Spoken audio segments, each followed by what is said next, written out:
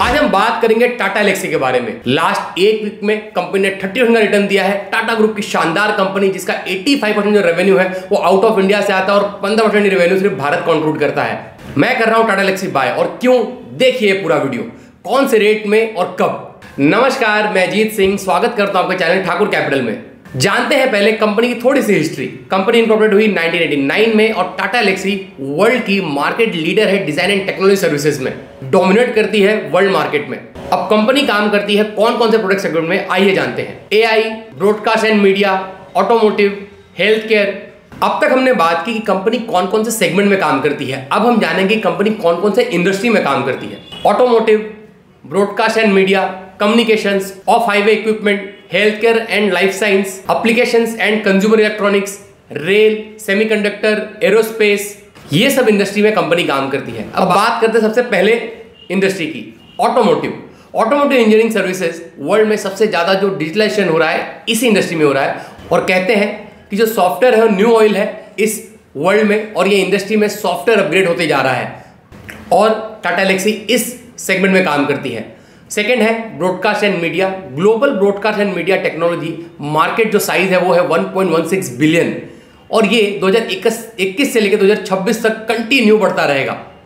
और ऑडियंस अगर हम लोग देखें तो टेलीविजन से धीरे धीरे ओटीटी प्लेटफॉर्म पे शिफ्ट हो रहे हैं, तो वहाँ पे सिक्योरिटी, वहाँ पे जो विजुअलाइजेशन है वो बेहतर करना, ये सब चीज़ों में भी कंपनी काम करती है।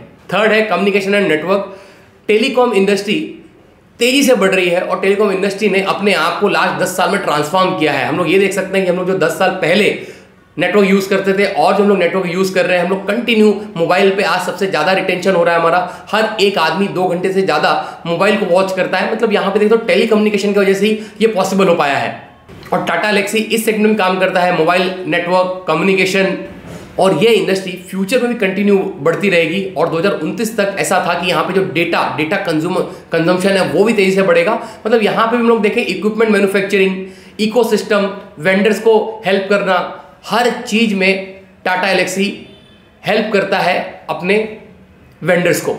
चौथा है ऑफ हाईवे व्हीकल्स। अगर हम लोग देखें तो ये जो इंडस्ट्री है 28.7% सीजीआर से बढ़ती रहेगी, और टाटा एल्क्सी इस सेगमेंट में काम करता है।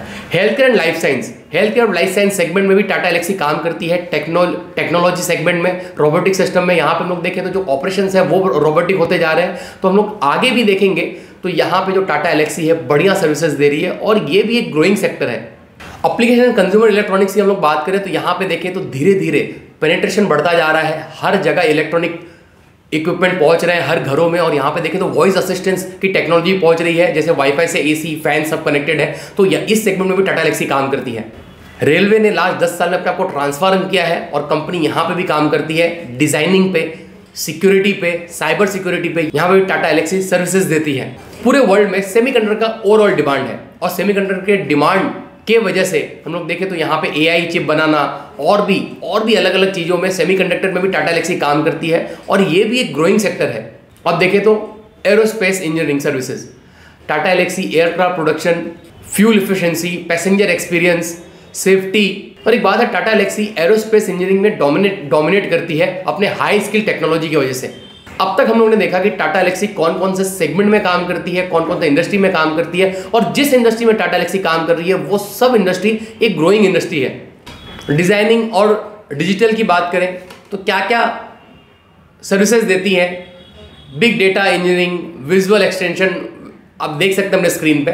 अब बात करते हैं थोड़े से बिजनेस सेगमेंट की। टाटा एल्क्सी का 86% का जो रेवेन्यू है वो Q2 2024 के डेटा के हिसाब से प्रोडक्ट एंड डिजाइनिंग सेगमेंट से आता है।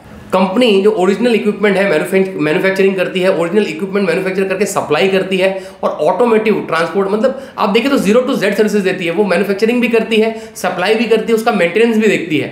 R&D, designing product, emerging products, life cycles, new product, ये सब चीज़ों से, मतलब broadcast, consumer electronics, communication industry के डिजाइन से, इस सब इंडस्ट्री से कंपनी को 11.3% का रेवेन्यू आता है Q2 2024 के डेटा के हिसाब से। और कंपनी जो इनोवेशन कर रही है, नए नए प्रोडक्ट में बिल्ड कर रही है, नए एक्सपीरियंस, टेक्नोलॉजी सर्विसेज दे रही है, ब्रांडिंग कर रही है, ग्राफिक प्रोडक्ट कर रही है, डिजाइनिंग कर रही है, यहाँ पे कंपनी को 2.7% का रेवेन्यू आता है। अब तक हमने देखा कि कंपनी को कौन कौन से सेगमेंट से कितना रेवेन्यू आता है। अब हम लोग देखते हैं कि कंपनी को कौन कौन से इंडस्ट्री से कितना रेवेन्यू आता है। ट्रांसपोर्टेशन से 46.2% का, मीडिया कम्युनिकेशन 38.4% का, health care and medical devices से 15.4% का। अब बात करते हैं ज्योग्राफिकल रेवेन्यू की, तो देखिए यूरोप से 40%, अमेरिका से 40%, इंडिया से 15% और रेस्ट ऑफ द वर्ल्ड से 5% का रेवेन्यू कंपनी को आता है। अब देखें ऑन साइट और ऑफ साइट। ऑन साइट मतलब जो ऑफिस वर्क है उससे 26% का रेवेन्यू आता है कंपनी को, और of site other than office work मतलब ऑफिस के बाहर से जैसे कंस्ट्रक्शन का काम करना, यहाँ वहाँ से कंपनी को 74% का रेवेन्यू आता है। अब कंपनी के जो 10 क्लाइंट हैं जो 2022 में कंपनी को 46.5% का रेवेन्यू देते थे, आज वही 10 क्लाइंट कंपनी को 53.2% का रेवेन्यू दे रहे हैं 2024 में। कंपनी के 5 क्लाइंट 44.5% का रेवेन्यू देते हैं कंपनी को, मतलब जो मेजर 5 क्लाइंट हैं। पार्टनरशिप की बात करें तो कंपनी ने मेजर पार्टनरशिप की है, आप देख सकते हैं अपने स्क्रीन पे। आप देख सकते हैं अपने स्क्रीन पे कि कंपनी का रेवेन्यू किस तरीके से बढ़ता जा रहा है अलग अलग सेगमेंट में। कंपनी को हेल्थ केयर सेक्टर में चैलेंजेस मिले हैं इस ईयर में कि उनके जो रिन्यूअल नहीं हुए वापस जो बड़े बड़े क्लाइंट्स हैं उससे, बाकी ओवरऑल कंपनी का जो परफॉर्मेंस है बहुत अच्छा है।